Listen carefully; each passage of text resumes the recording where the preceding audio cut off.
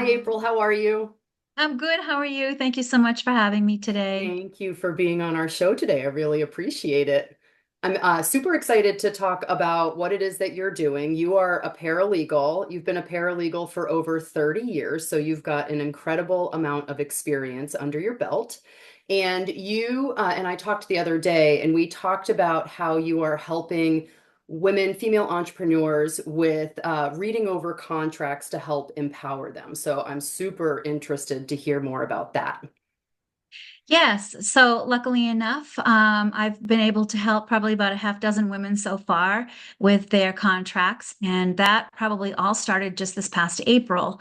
I was kind of delving into a new area of my business, and the opportunity came up to help a couple of women, and I'm really enjoying it. So what I'm doing right now is I just help this woman. She is an integrative health a nutritionist and she wanted help with her 12-week program.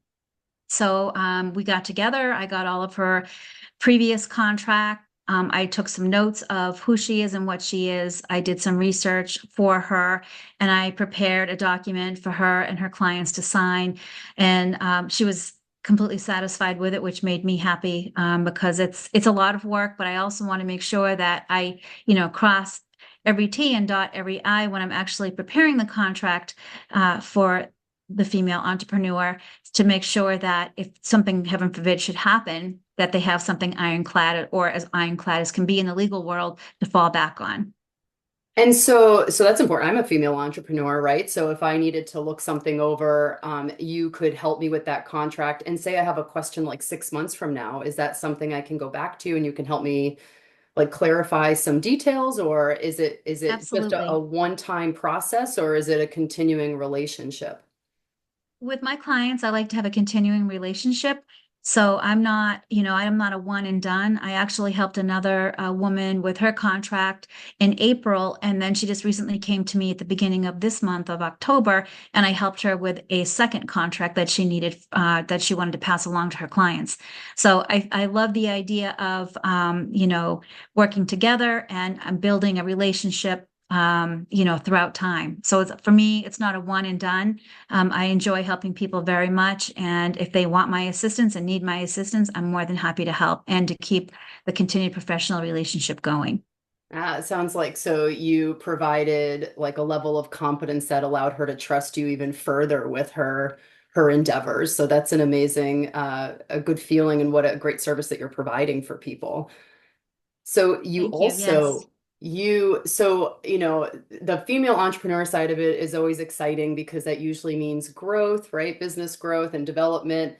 But then there's also something scary that you help people with and make it a less scary process, and that's estate planning. So when I talked to you about this the other day, I was like, oh my gosh, this is something that we all have to do, but there are some pretty heavy topics with that. So can you please explain to us like what is estate planning? What are the key factors that people should be aware of, and what are they planning for? Yes, those are all great questions. So when I help the individual with estate planning, I'm helping them navigate through the forms and listening to their wishes and helping them put their intent and their wish into either a trust or a last will and testament. And if an individual has property or owns a motor vehicle, I really would encourage the individual to actually have a trust because what that does is it minimizes the probate exposure. So if a couple has property and we put it into the name of the trust, upon the last individual passing away, the successor trustee can come in and take the house and do what they ask. So in other words, it might be piece of property that's near and dear to individuals, and they want it to remain in the family. So they want it to have like a generational use. So we'll put some language in the trust that talks about that specific property and indicate that it is the wish and the intent of the grantors, which is the individuals who actually are the trust. The grantors and trustees are the owners of the trust.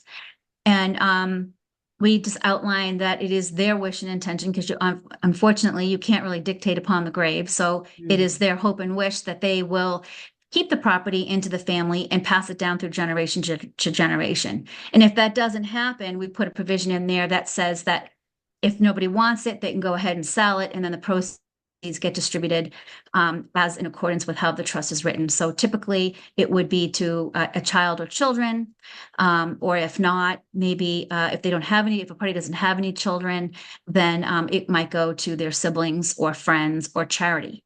So Mm. there's a multitude of things that can be done that we discuss during the consultation, so that I know exactly what their wishes are and help them navigate that form through there.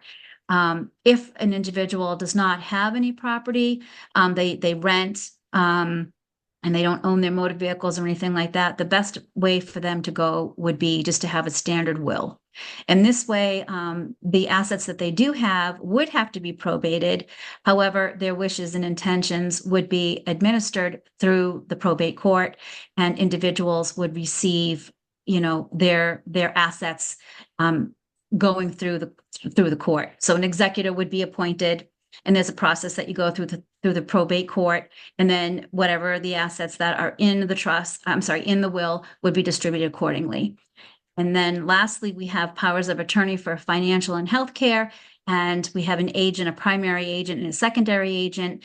And with the financials, what that does is it allows an individual, say if there's a husband and wife, the husband could be in Kentucky, the wife is here in Merrimack, and she's selling her house. There would have to be a power of attorney signed so that she could actually sign for him during the real estate closing. So I think, having those kinds of powers is very important. And then you have a successor agent in case somebody passes away or they're just unable to do it. Now you have a secondary agent, and you really want to have somebody that you trust.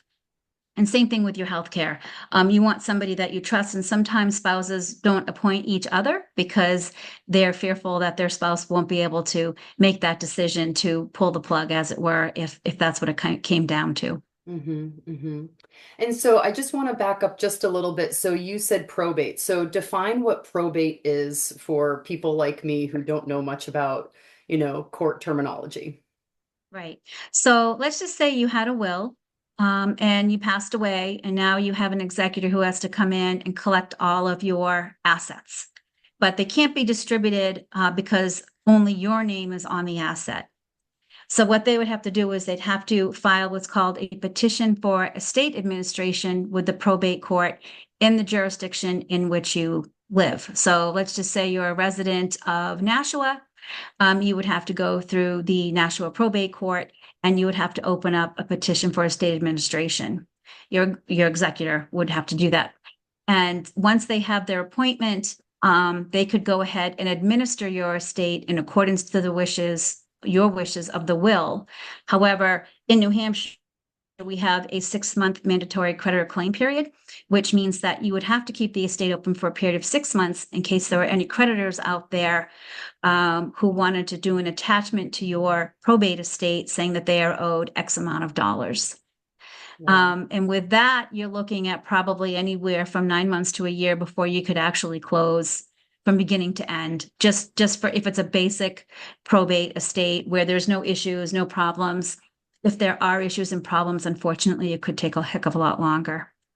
Wow. So you are really beholden to the calendar of the court system and the creditors catching up. So the idea of protecting your estate and having an estate plan is so much more beneficial than just leaving it up to the national court system to take care of it for you or any other Agreed. jurisdiction. Yes, agreed. And the other thing too that's important to note is with estate planning, if you have minor children, it's important to name a guardian. Mm. So that heaven forbid if something should happen to a couple, and the child is left behind or children left behind that are under the age of 18, you definitely want to make a provision in your will to have a guardian appointed to take care of them until they become emancipated. I just helped a lady this January. Her son had passed away, and luckily enough, her son had established a will, and in the will named his mother to be guardian over his daughter, which was a wonderful thing to have happened because the grandmother could go in. We had to go through the guardianship through probate. And we started that in the beginning of January. At the end of January, she had guardianship over her granddaughter. And Mhm.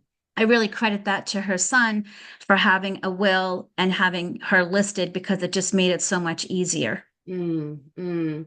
And then so much easier for that child to not have to have such a horrible transitionary period either. Exactly, because Yeah. she was immediately be able to, you know, with her grandmother, and then her grandmother was able to get the legal guardianship over her to help with like signing her up for school, taking her to doctor's appointments, things like that. Yeah.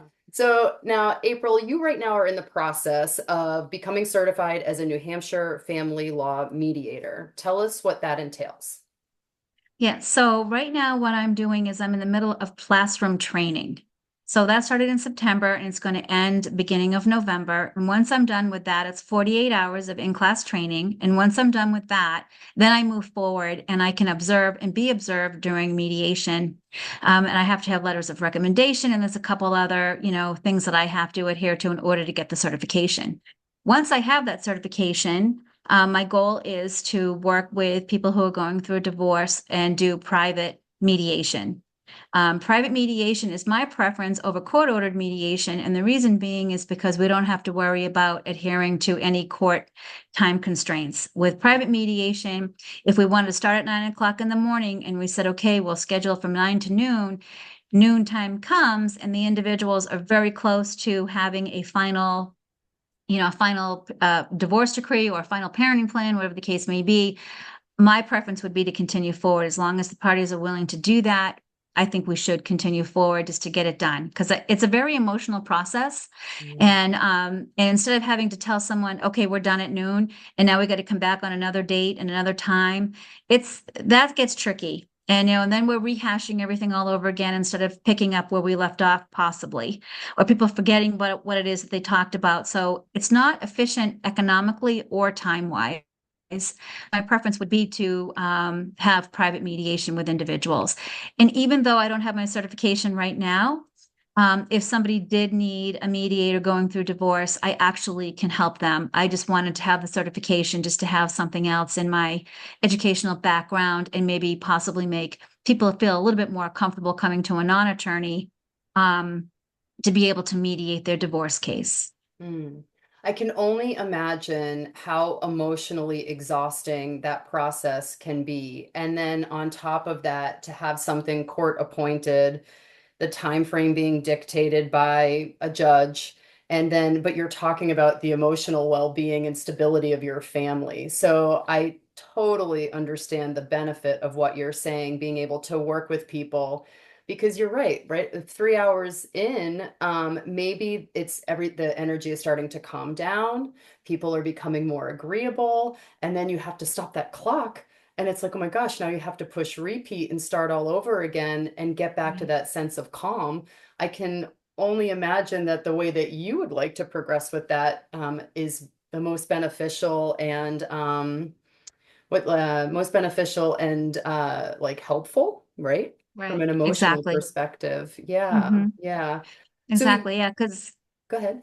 it is a very emotional process to go through, you Mm, know, and so and as a mediator and just as in general, I feel like I'm a very fair person, and I feel like, you know, both sides need to feel that they're being heard, and as a mediator, you know, I feel like I can do that, so I can present, you know, to the other side if one party gives me permission to the other to say, you know, this is what your husband or this is what your wife is saying. And there are some times where a wife or a husband may say, can I just tell you this in the strictures of confidence? I don't want you going back into the other room and telling my husband or my wife. And of course, you know, I'm bound by that sacred, you know, confidentiality. mhm, So, you know, it really kind of is, a lot of it is very dependent on the individuals and how we're going to get there.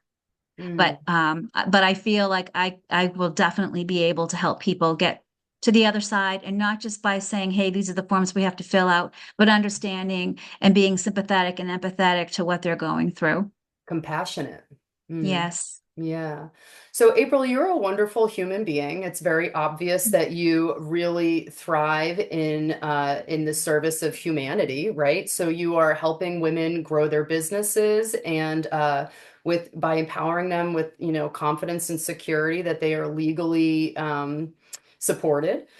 You are helping people with their estate planning, making sure that people are protected and generational, wealth is protected beyond the grave.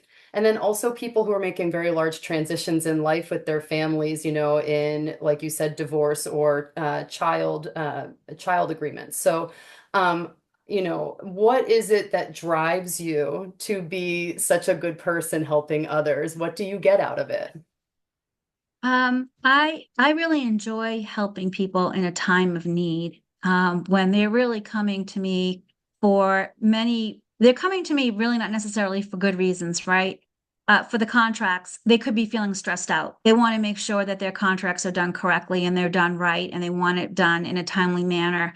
And they want to feel their voice is being heard. With estate planning, that's difficult because you're thinking about your mortality and you really don't want to think about that. And you're thinking about, oh my gosh, what happens if something happens to me? What's going to happen to my minor child or children? It's a lot to think about. It's a lot to take on. And then going through a divorce, it's just very difficult, or a parenting petition, it's very difficult to navigate through your own emotions through that, because you might feel like a failure. You might feel like, where did I go wrong? Why is this happening? Or you might be like, oh, elated that, yeah, this is happening, but yet there's still a grieving process that you go through. So for me, the human side of it all, the emotional part of it, is I really would love to help people understand that you're going to be okay, no matter what, no matter what area I'm helping you in, we're going to get through this together. And I really want to be your voice. I also want to be a good listener, and I want to be able to express their wishes the way that they want them to be expressed. Mm, that's wonderful. Well, so I always love to ask people, where can we find you?